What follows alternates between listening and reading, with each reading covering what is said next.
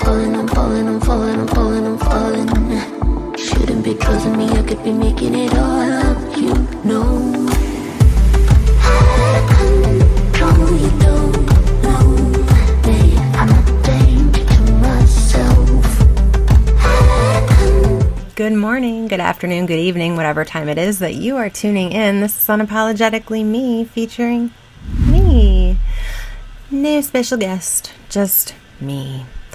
Okay, how are you guys doing? I hope you guys are doing great. I know it's been a little bit since you've seen my face, but I have been very, very busy with end of the school year stuff. I have a graduating senior and a graduating 8th grader, so one going off to college, one going off to high school, and then I have my little fourth grader who is going into middle school now, and I have my one who's about to be 2 years old. So I mean, it's just been a little cray-cray, but we're good. I'm kind of glad that the summer is coming because I'm over school at this point. It's been a rough couple years, and I got one through high school, so I got one to high school, and I think that's a challenge these days as well, but we're not here to talk about that. So if you're new here, welcome. I hope that you find something that you like on my channel, and if so, please like it and go ahead and hit that subscribe button and notification bell so that you are notified every time I upload a new video.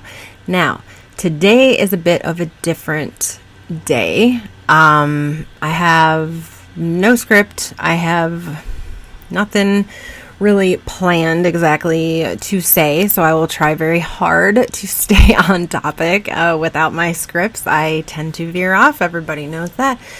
We need to talk about the Texas shooting at ROBB Elementary School in Texas.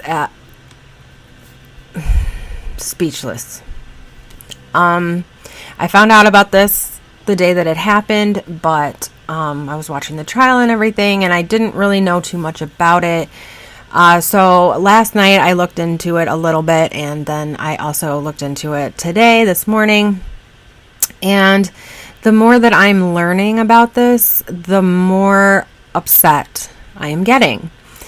It is a tragedy in and of itself. When any school shooting occurs, and especially when there's loss of life, which in this case there was, 21 people were injured, 2 teachers, and 9 and 10-year-old 4th grade students. You guys. So the shooter was 18-year-old kid.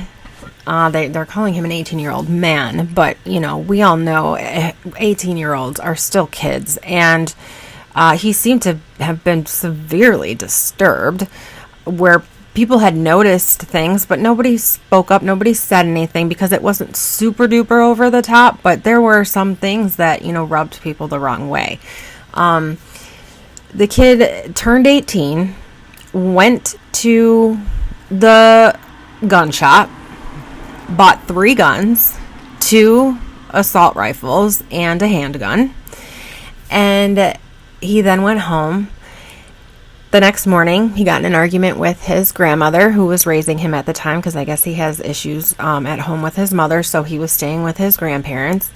And they had no idea that he had purchased any guns. And he got into a little argument with his grandma in the morning. She said that it was over high school, like him not graduating high school and dropping out of high school. The grandfather said that it was because of a phone bill or something, but that it wasn't like a huge argument. But in the middle of that argument, Ramos, his name is Salvador Ramos, he shot his grandmother in the face. And she's alive. She was severely injured, obviously. She did manage to call 911. He jumps in his truck and he starts driving to ROBB Elementary School, where he ends up going off the road and kind of crashing his vehicle. And he then proceeds on foot to ROBB Elementary School, where he starts shooting into the school from the outside.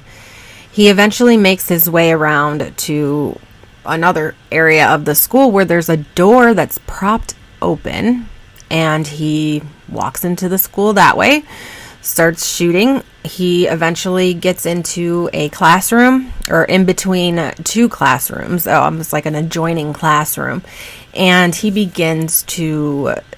shoots the two teachers and begins to shoot the students one by one. It took police an hour, not to get there, to go inside and, take this shooter down. What in the hell happened here? Somebody tell me what happened here, because I'm going to tell you what did not happen here. What they originally told the public. What they originally told the media. When I say they, I mean the police. They initially told the public that this school officer had engaged the suspect, and that there was, at first they said that he engaged the suspect, and that they immediately stormed into the school and engaged and shot at Ramos. But that didn't happen. Then what came out was that the parents start showing up, and the cops still have not entered this building. And the parents are like, what are you doing? Do your job. Go in there and save our kids, right? And they're just standing there. And not only that, they start to attack the parents, tasing them, pepper spraying them, handcuffing them. They hear these gunshots just going off sporadically, right? These parents don't know whose kid is being shot at this point. And they're terrified. And the cops are just sitting there. They set up a perimeter, and they're just sitting there. No one has entered the building. Then it was said that this school police officer had told them that the suspect had barricaded himself in an adjoining classroom and was no longer a threat to students. So that's supposedly why they didn't go in. One woman who was handcuffed actually got the officers to unhandcuff her. She took off, climbed a fence, ran into the school, and saved her own two children, while the cops sat out there and did nothing. There was a little girl, and this is what got me. She was on the phone with 911. I guess a lot of the students had called 911 from the classroom when it started happening, and one of the kids grabbed a cell phone from the teacher's pocket after she had been shot and killed, and called 911. And I don't know if it's the same girl, because there were a few calls. She's on the phone with the dispatcher, asking them, where are the police? They're out. They're outside. Why aren't they coming in? Like, we're not all dead yet. Some of us are still alive. Please, they have to come in. Like, where are they? That just got me. And I want to tell you, I started off this video talking about my kids, right? I have a 4th grade student. And I thought of her, and I thought of all of her friends, and I just can't even imagine. And some of the stories that I read from, there were a couple survivors, and they actually took blood from their friends, their classmates, and put it on themselves and played dead so that they wouldn't be shot. One of them was hit with shrapnel in the leg, but I think there were 3. I don't quote me on anything, because like I said, I don't have a script. I was just reading through, and I just had to get this out there, because I'm just, as a mother, as a parent with kids in school, I don't understand what's going on here. It's become an epidemic of kids, just mentally unstable kids, not getting help that they need, being able to take lives like this in a school where your children are supposed to be safe. They have all of these rules that you have to follow, and sometimes as a mom, when my kid's sick at school, I got to go pick her up, and there's this huge protocol that I have to follow in order to pick up one of my children. And it's like, but it's for their own safety that you can't just walk in.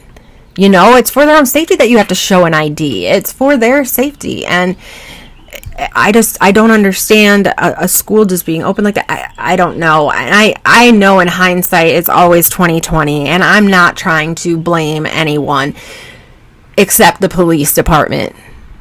They should be ashamed of themselves. They literally sat there outside figuring, okay, well, the shooter's in one classroom. I guess those students are going to be gone, but we're going to protect our own officers because they have families too, and the rest of the school. There was one gunman and all these cops, and they waited for Border Patrol to come. Border Patrol comes. They immediately storm in there, but they were told when they got there to stand down, to not go in there. And that's unheard of. I mean, these are police officers that are trained to handle this situation, and they did nothing. And not only that, they disgustingly tased and pepper sprayed terrified parents who were trying to get in to save their own children because the police were not doing it. Who's going to pay for this? And at this point, does it even matter? What are they going to say now? Oh, I'm so sorry. It's so disgusting. And what's even more disgusting about it is that they tried to cover it up right from the beginning. They said that they immediately went in there and blah, blah, blah. No, they didn't. They didn't do shit. They sat there for an hour until Border Patrol came, told them to stand down. Border Control says, we don't listen to you. We're doing what we're going to do. Goes in there, finally neutralizes the suspect. I'm speechless. So I just wanted to put this video out and let you guys know, some of the discrepancies in this story, to put the truth of what happened out there. And I am going to actually research this and talk a little bit more about this because I found out some things about Salvador Ramos. And, I really want to look into this and see maybe what the hell happened here, how this went wrong, because we have to start figuring out how to keep our children safe when they're at school. And it's not just gun violence either. The answer, to this question, you can't solve this problem simply by saying, just take all the guns away. I know some of you may believe in that, some of you may not, but at the same time, it's not just gun violence. There is other violence going on in school. Bullying. I've never seen bullying like I see it now. My 4th grader went through hell this year. Hell. I had conversations with her principal, I don't even know how many times at this point, from bullying issues. I've had to keep her home from school from bullying issues. And I'm not just talking about words. I'm talking about physical. They are getting physical with each other at a very, very young age. It's got to stop. We need to figure out what the hell is going on here with our kids. Why are they doing this? This was not something that went on when I was young, and I'm a product of the 80s. I was born in 80. So, my elementary years were in the 80s, and something is happening and something needs to be done, and we need to figure out the source, because it's not a gun. In fact, there was a study I heard that there were more guns back in the 50s and 60s, 70s, and 80s in particular, in homes than there are now. So I'm not saying that you have to be pro-gun or anything. I'm actually trying to just take that out of here. What I'm saying is we have to figure out what's going on with our kids. We have to figure out what's going on with male teenagers that are pushing them more than ever to make these sorts of decisions. What mental health issues are going on and why they're not being noticed. And stop glorifying mental illness as if it's a badge of honor. because the kids that really need help aren't getting it. That's my rant. That's my spiel for today. I just want to add something extremely, extremely important. When I talk about this, taking guns away and things like that, I don't want to appear insensitive. One thing that I have a major, major issue with is the gun laws. The fact that an 18-year-old boy can turn 18 and a couple days after his birthday go into a gun shop and purchase 2 AR-15 rifles and a handgun, as well as over 375, bullets to go along with it, and whatever else. That is just insane to me. An 18-year-old, they can't buy a pack of cigarettes. They can't buy alcohol. They can't vape or even buy vape juice without, until they're 21, but they can go buy firearms. Where's the sense in that? I do not understand it, and I do not agree with it. I also have other opinions about, gun safety and gun laws and things that I think need to be taken into consideration before just allowing anyone to purchase the gun. Parental consent would be one of those things. I mean, the parents didn't even know he had it. And not to say, I don't know. I just don't want you guys to misconstrue what I'm saying, or to try to think that when I say that, just taking guns away isn't going to solve the problem, because it's not. But it doesn't mean that it's not important to, try to get some things changed. Make it a lot less easy for people that should not have firearms to get firearms. Now, mental illness would be a very, very big one too. I just don't know how anyone would go about doing that. But I'm not going to sit here and go on a rant. I just wanted to make sure that you guys understand that I'm not at all saying that you guys get what I'm saying, right? This is just a very, very sensitive topic right now, and the families are in pain, and they want answers, and they deserve them, and they want justice, and they deserve it. And I think one of the biggest ways when tragedy like this happens to give families justice is to find out what the problem is, or try your damnedest to, and try to figure out how we can make a change really truly happen. And I'm saying there's just so much that needs to change.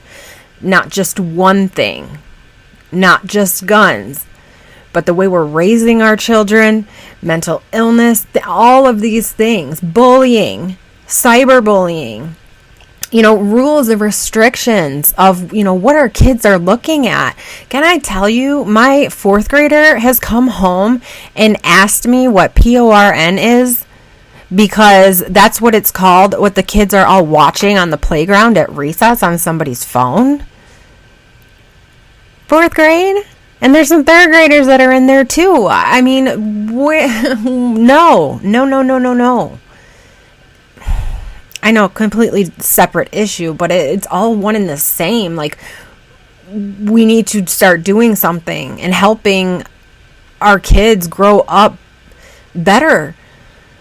I don't know what we can all do. I mean, I know as parents, we're all doing our best. I don't think, I know that there are parents out there that are like, whatever, I don't care. But a majority of parents feel that they are doing their best. And maybe it's the ones that slip through the cracks. Maybe it's the ones that the parents aren't really there for whatever reason, whether it be because they choose to or because they don't have a choice. They have to work. They have to make money. They have to keep a roof over their kid's head. I am very, very understanding and empathetic to families that are just doing the best that they can. And I feel at the end of the day, that's really all you can do. It's just there are people out there that are not doing the best that they can. They feel like it's someone else's problem. It's someone else's job to raise their children. And it all starts at home. And that's all. I just wanted to clarify that. I will talk to you guys later. I am going to look more into this. I would really like to look more into this. Obviously, I have so much shit on this Johnny Depp trial. I just don't even know how to get it all out to you guys, because it's like every single day, it made the day before irrelevant, in my opinion. So I just stopped. But there is some stuff that I'm going to put up, but I had to say something about this. You know, I'm very crunched on time for doing videos and everything, and this was so important. And I just want to say that my heart and my prayers go out to every family that was affected by this horrible, horrible tragedy. And I hope that we can figure out what went wrong here and keep it from happening again. But I know that that's not enough right now. And I wasn't there. I don't live in, I have no control over what goes on there, but I just really feel for the families. And I really wish you peace. And I don't even know what to say. I hope that we get some answers, and I hope that we get some justice for what happened and why the police did not perform and follow protocol. I'm so sorry. Okay, you guys. I'll talk to you guys later. If you want to like and subscribe and all that jazz. And I guess I will see you on the next upload.